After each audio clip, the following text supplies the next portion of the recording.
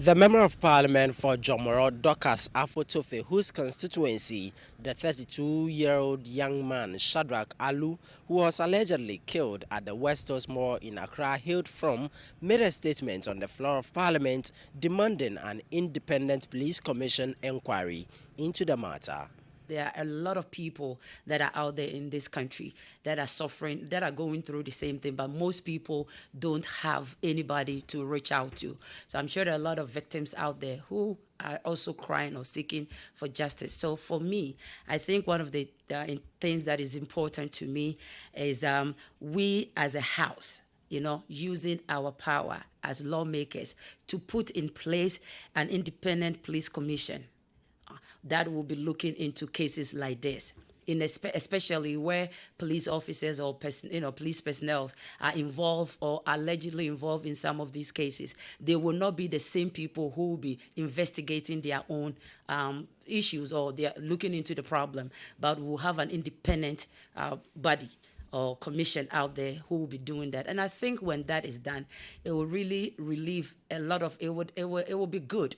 It will reduce a lot of these issues that are going on, that are people are not having justice. They are not satisfied with the outcomes of their issues. And so I'm thinking when this independent commission is set and we as member of parliament take it seriously and looking into it and pushing it, I think it would help. The statement received contributions from members of both sides of the House in agreement for an independent probe into the incident. We are in a civilized and a democratic environment.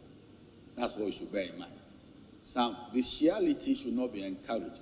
When people are being, whipped terribly, there's one which is so offensive to my sense of law. That is said that somebody has been killed. Let's beat the innocent so we find the killer. I have never seen any absurdity in my life. That if you can't find a killer, beat the innocent.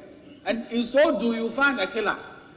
We can celebrate this kind of, with the greatest balance in this democratic dispensation we have. And we are craving the indulgence of those who are supposed to investigate these matters. That they should go about and make an example out of some of these situations. That when a soldier or a policeman is imprisoned, and they have to be imprisoned. The issue of Ashama, where 184 people were subjected to brutality. And from the police investigation, the people who have now been arrested, none of them is linked to the 184 that were arrested and detained in the name of trying to fight crime. In fighting crime, you commit serious crimes. I think that it is time for us to begin to start looking at the police service and generally the security service as a whole, that when they commit such atrocities, they investigate themselves. And that's where the conflict of interest comes in. And in this country, we use our mouth to speak without working. For many years, everybody has been talking about the establishment of an independent police complaints commission. And nobody's doing anything about it.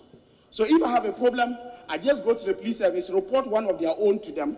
They sit down and give you a postmortem that you cannot verify. And they say this is exactly what has happened. And the person is treated, excuse my language, like an animal. It is important that we begin to start taking a second look at this. And Mr. Speaker, I will want to indulge you that today, at the end of this particular, the contribution on this, refer this thing to the appropriate committee to investigate this. Because, look, I believe that there are a number of people who have died and who have not heard. It's just because maybe Shadrach has a very active member of parliament who has decided to bring this to the fore. The second Deputy Speaker of Parliament, Andrew Amwakwensiama, referred the matter to the Defence and Interior Committee of Parliament for consideration and report in the next 2 weeks. The statement is referred to the Defence and Interior Committee to look into it. I understand they are looking into the Ashama one, they can add it up. But, honourable members, so many referral has been made to committee chair, and we don't get the reports. It's becoming another issue.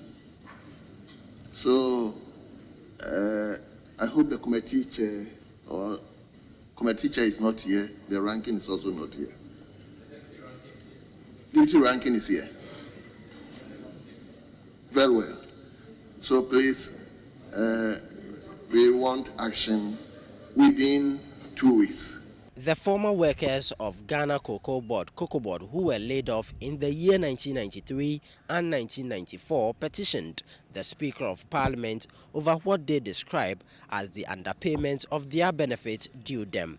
They were demanding of the Speaker to probe the matter. These old men that you see this afternoon are a group of workers that were laid off or entrenched in Cocoa Board in the year 1993-1994. We were not given enough package. So we petitioned the court, and court granted a judgment in 2019. But when Cocoa Board in the year 2020 started paying, the amount of money that they paid was still not enough. We have done everything within our power to let them pay us. Cocoa Board is not paying attention. We have nothing to do.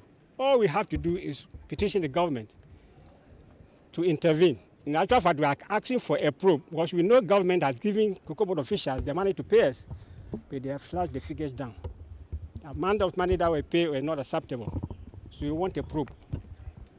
So how much was due you and how much was given to you by Cocoa Board? Someone was given 498 for 4 years service, including 25 years interest. First of all, thank you for using due process to get your issue resolved.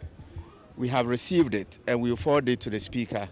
And I'm sure that when he returns, he would take the necessary action that will lead to the resolution, full resolution of your issues. Thank you so much. Bye. Reporting from Parliament, my name is Ni Ayikwe Okine for Citi News.